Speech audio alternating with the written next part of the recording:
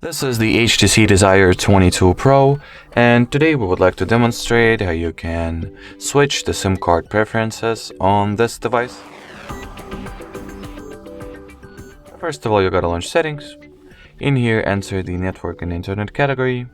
Then go for the, any of the SIM cards you have installed. If you have two, of course, doesn't really matter. I'll go for the second one, let's say. And in here, let's see, first part of the page, you'll be able to see the whole dedicated section that allows you to change the preference for mobile data and switch it between the SIM cards,